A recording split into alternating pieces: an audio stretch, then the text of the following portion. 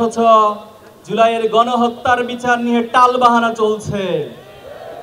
আজকে 1.5 বছর অতিক্রান্ত হয়েছে, আপনারা ধীর গতিতে জুলাইয়ের বিচার অতিক্রান্ত করছেন। এত এত চাক্ষুষ প্রমাণ থাকার পরেও এখনো পর্যন্ত একটি রায় দিতে পারেন নাই। আপনারা তো কোনো স্বাভাবিক প্রক্রিয়া ক্ষমতায় বসেন নাই, আপনারা তো কোনো স্বাভাবিক প্রক্রিয়া নির্বাচনের মাধ্যমে ক্ষমতায় আসেন নাই, আপনারা জুলাইয়ের শত শত রক্তের উপরে ক্ষমতায় এসেছেন।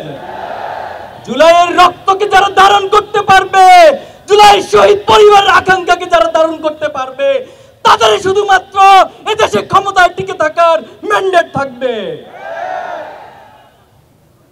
আওয়ামী লীগের পুনর্বাসনের জন্য অনেকে প্রজেক্ট হাতে নিয়েছেন। আওয়ামী লীগ কি মানুষ না পশু? আওয়ামী লীগ মানুষ নয়, মানুষের প্রতি মানুষ দয়া দেখায়, কোন পশুর প্রতি, পশুর চেয়ে নিকৃষ্ট প্রাণীর প্রতি কেউ দয়া দেখাতে পারে না।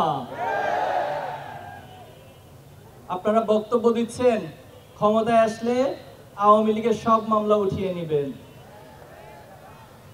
আপনাকে কে অধিকার দিয়েছে সব মামলা উঠিয়ে নেওয়ার? কে ম্যান্ডেট দিয়েছে সব মামলা উঠিয়ে নেওয়ার? আপনারা ক্ষমতায় আসার আগে নিজেদেরকে ক্ষমতার চেয়ারে কল্পনা করা শুরু করে দিয়েছেন। হাসিনাকে আমরা একটা লাল কার্ড দেখিয়েছি। যারা ভবিষ্যতে ফ্যাসিবাদী স্বৈরাচারী আচরণ করার চেষ্টা করবেন তাদের জন্য ডাবল কার্ড লাল, এই ডাবল লাল কার্ড এই প্রজন্ম তৈরি করে রাখবে ইনশাআল্লাহ। সংগ্রামী উপস্থিতি, এক একজন বিদেশ থেকে বসে বসে এই দেশকে পরিচালনা করছে। আপনারা দেখছেন খুনি হাসিনা ছাত্র সমাজের অভ্যুত্থানে পতন ঘটে হেলিকপ্টারে পালিয়ে গিয়েছে। তিনি যখন পালিয়ে গিয়েছিল তার নেতাকর্মীর কথা কি মনে ছিল না? তার নেতাকর্মীদেরকে মৃত্যুর মুখে রেখে যে নেত্রী পালিয়ে যায় সেই নেত্রীর কথা ধরে যারা আজকে ইঁদুর দৌড় খেলা খেলছেন তাদেরকে হুঁশিয়ারি করে দিতে চাই। আপনাদের ন্যূনতম লজ্জা থাকার কথা ছিল, ন্যূনতম আপনাদের বিবেকবোধ থাকার কথা ছিল। যে নেত্রী আপনাদেরকে মৃত্যুর মুখে রেখে পালিয়ে যায় তার কথা আজকে আপনারা আবার নিজেদেরকে হুমকির মুখে ফেলছেন।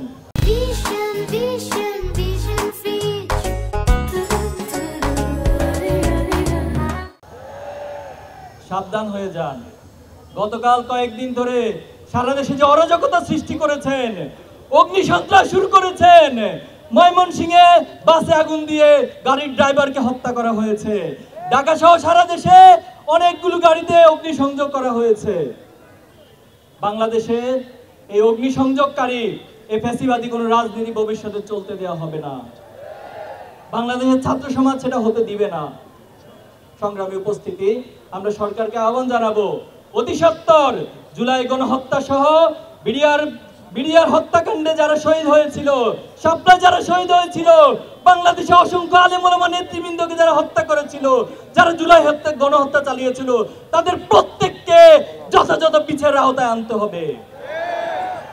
সংগ্রামী উপস্থিতি, জুলাই সনদ জুলাইয়ের অন্যতম আকাঙ্ক্ষা ছিল। এই রাষ্ট্রে দীর্ঘদিন যাবৎ রাষ্ট্রের প্রতিটি প্রতিষ্ঠানকে ধ্বংস করে দেওয়া হয়েছে। আমাদের বড় আকাঙ্ক্ষা ছিল জুলাইয়ের মধ্য দিয়ে প্রত্যেকটি প্রতিষ্ঠান সংস্কার হবে, কিন্তু এখনো আমরা দেখতে পাচ্ছি একটি রাজনৈতিক দল তারা বারবার সংস্কারের পথে বাধা সৃষ্টি করছে। তারা বারবার প্রতিবন্ধকতা দিয়ে আবার নিজেদেরকে ফ্যাসিস্ট হয়ে ওঠার রাস্তা সবকিছু খোলা রাখার জন্য চেষ্টা করে যাচ্ছে। সংগ্রামী উপস্থিতি, এই নোট অফ ডিসেন্টের নামে যারা জুলাইয়ের আকাঙ্ক্ষাকে অস্বীকার করছেন তারা এই জাতির সাথে প্রতারণা করছেন। এই জাতি কোনো প্রতারককে রাজনীতির মাঠে দেখতে চায় না।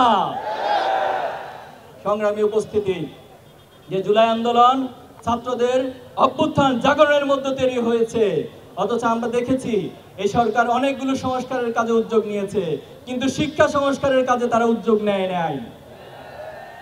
আমরা ছাত্র শিবিরের পক্ষ থেকে 30 দফা শিক্ষা সংস্কার দাবি উত্থাপন করেছি। আমরা সরকারকে বলতে চাই এর প্রত্যেকটি দাবি যদি বাস্তবায়ন করা সম্ভব হয়, বাংলাদেশের শিক্ষা ব্যবস্থা বিশ্বের বুকে বিশ্বমানের একটি শিক্ষা ব্যবস্থা পরিণত করা সম্ভব। আজকে যখন ডাকসু সহ বিভিন্ন ক্যাম্পাসে ছাত্র শিবিরের প্যানেল জয় হচ্ছে, তখন একটি চক্র হিংসায় তারা জ্বলে পুড়ে মরছে। তারা বারবার অবৈধ পন্থায়, তারা বামের পথে, ডানের পথে, নিচের পন্থা দিয়ে ক্ষমতায় আসতে চায়। তারা কখনো ছাত্র সমাজের ম্যান্ডেট নিয়ে কখনো ক্ষমতায় আসতে চায় না। আজকে যখন ক্যাম্পাসগুলো সংস্কারের উদ্যোগ নেওয়া হচ্ছে, এই ঢাকা বিশ্ববিদ্যালয়কে মাদক মুক্ত করার উদ্যোগ নেওয়া হচ্ছে, তখন একটি চক্র সে মাদকাসক্তদেরকে মাদকের অভয়ারণ্যে পরিণত করার জন্য মাদক কারবারিদের পক্ষ অবলম্বন করছে। আমাদের এই বাংলাদেশে যারা আধিপত্যবাদ কায়েম করতে চায়, তারা আমাদের ছাত্র সমাজকে ব্রেনলেস এবং মাদকাসক্ত প্রজন্ম হিসেবে গড়ে তোলার জন্য বারবার চেষ্টা করেছে। আমরা আমাদের এই ছাত্র সমাজকে মাদক মুক্ত করতে চাই। আমরা হীরক রাজার দেশের মতো কোন ব্রেনলেস প্রজন্ম তৈরি করতে চাই না, বরং মাদক মুক্ত একটি মেধাবী ইনোভেটিভ জাতি গঠন করতে চাই। এজন্য যারা এই মাদকের পক্ষে অবলম্বন করবে তাদেরকে চিহ্নিত করবেন, তাদেরকে প্রতিহত করবেন। সংগ্রামী উপস্থিতি, আগামীতে জাতীয় নির্বাচন অনুষ্ঠিত হতে যাচ্ছে। ইসলামী ছাত্র শিবির একটি সচেতন ছাত্র সংগঠন হিসেবে আমরা দাবি করছি এই নির্বাচন অবাধ, সুষ্ঠু এবং নিরপেক্ষভাবে অনুষ্ঠিত হতে হবে। আমরা প্রশাসন সহ এই রাষ্ট্রের বিভিন্ন জায়গা থেকে আমরা দেখছি তারা ফ্যাসিবাদী এবং একপাক্ষিক অবস্থান তারা গ্রহণ করছে। তারা আধিপত্যবাদ এবং ভারতের ইশারায় তারা তাদের কর্মসূচি নিয়ে মাঠে নেমেছে। আমরা বলতে চাই, প্রত্যেকটি জায়গা থেকে ফ্যাসিবাদকে নির্মূল করে আগামী দিনে একটি নিরপেক্ষ, গ্রহণযোগ্য, অবাধ নির্বাচন অনুষ্ঠান করতে হবে। গণভোটের বিষয়ে আমাদের ভাইয়েরা বলেছেন আপনারা গণভোটকে ভয় পান। গণভোট নিয়ে এত ভয় কেন আপনাদের?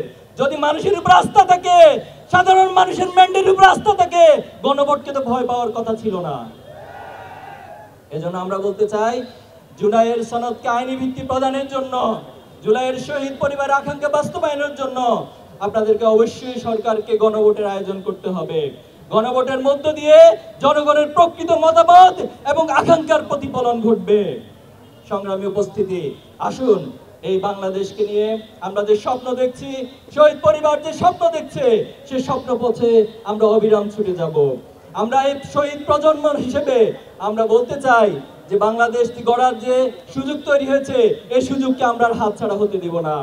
আমরা প্রয়োজনে প্রত্যেকে আবু সাঈদ হয়ে উঠবো, আমরা প্রত্যেকে শহীদ মুক্ত হয়ে উঠবো, শহীদ আলী রায়হান হয়ে উঠবো, কিন্তু বাংলাদেশকে আর পথ হারাতে দিব না ইনশাআল্লাহ। আমরা আল্লাহর কাছে সাহায্য কামনা করছি, আল্লাহ আমাদের সহায় হন।